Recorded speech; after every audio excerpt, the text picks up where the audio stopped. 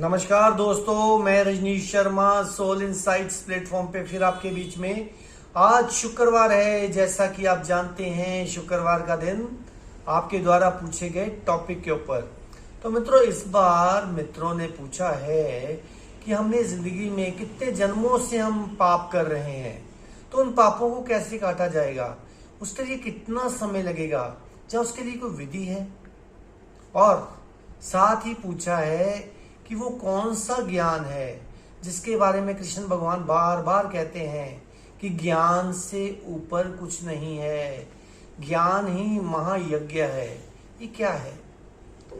तो चलिए मित्रों, इस टॉपिक की शुरुआत से पहले हर बार की तरह आपको कहना नहीं भूलूंगा, पेड़ लगाइए, पानी बचाइए। देखिए, अगर अब पेड़ लगे होते तो इस समय जो इतना कुछ फैला हुआ है, बीमारियां, बुखार है ना, आप देखिए कंजंक्टिवाइटिस, आंखों में तकलीफें, ये कभी नहीं फैलनी थी। ताकि जो मॉइस्चर है, जो पानी है, वो सारा पेड़ अपने अंदर सोख लेते हैं। तो मित्रों, पेड़ लगाना मत भूलिए और पानी बचाना मत भूलिए। जो लोग पानी वेस्ट करते हैं उनके खिलाफ खड़े होइए, जो पेड़ काटते हैं उनके खिलाफ भी खड़े होइए। तो चलिए शुरुआत करते हैं कि जन्मों जन्मों के जो पाप हैं वो कैसे कट सकते हैं। देखिए, मैं आपसे एक बात पूछना चाहता हूं कि बताइए, एक पूरा घर है जो कम से कम 1000 साल से बंद है, उसके अंदर अंधेरा है बहुत। तो अब आप क्या सोचेंगे कि उस अंधेरे को खत्म करने के लिए हमें 1000 साल चलना पड़ेगा?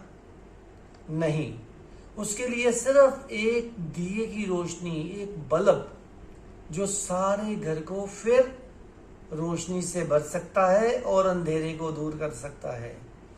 तो मित्रों, इसी तरह से जो हमारे कर्म हैं, जिसके बारे में हम कहते हैं कि उसको कैसे खत्म किया जाए। एक और बात बताता हूं।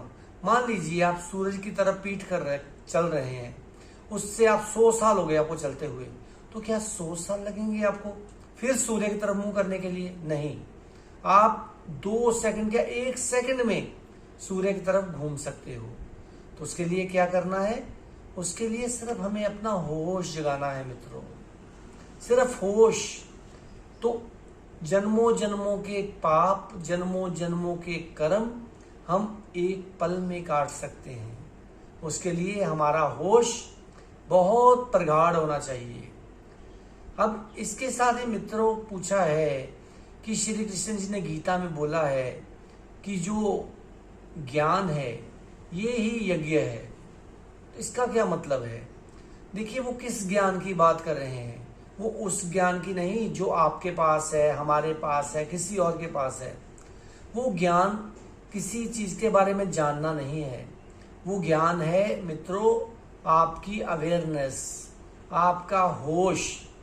अगर आप ज्ञान में हो, अगर आप होश में हो, तो मित्रों आप उस यज्ञ रूपी में अवस्था में हो, जिस यज्ञ को करने के लिए हमें कितना कुछ करना पड़ता है।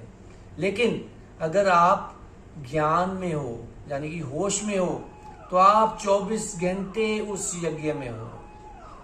तो मित्रों, हमें ज्ञानी बनना है। हमें बाहर का कोई ज्ञान नहीं लेना है, कोई नॉलेज नहीं लेनी है। वो ज्ञान कैसा है? वो ज्ञान आपको अंतर्मुखी होके मिलेगा। जब आप अपने अंदर की तरफ चलेंगे, अंदर की तरफ चलेंगे तो शून्य में पहुंच जाएंगे। शून्य में पहुंचेंगे तो वो ज्ञान वहीं पे है, वो होश वहीं पे है। आप फिर पल पल जीना शुरू कर देंगे। जैसे Shri Krishna movement to movement जीते थे, ऐसे ही हम भी हो जाएंगे। तो इन सारी अवस्थाओं को लाने का सिर्फ और सिर्फ एक ही तरीका है, एक ही रास्ता है, वो है ध्यान। तो ध्यान मित्रों करना नहीं है, ध्यान में होना है। हर चीज को अवेयरनेस में देखो, पूरे होश पूर्वक देखो, उसके विटनेस रहो, साक्षी रहो। तो आप देखेंगे आपके जो नेगेटिव कर्मा है वो तो कट गए, और आगे आने वाले टाइम में कोई भी हमारा नेगेटिव कर्म नहीं बन रहा, क्योंकि हमारे अंदर ना कोई विचार होगा, ना डुअलिटी होगी, तो ना ही कोई नेगेटिव कर्म बनेगा। तो इसलिए मित्रों, आज से ही संकल्प कीजिए कि हमने ध्यान करना है। ध्यान का कोई समय नहीं है।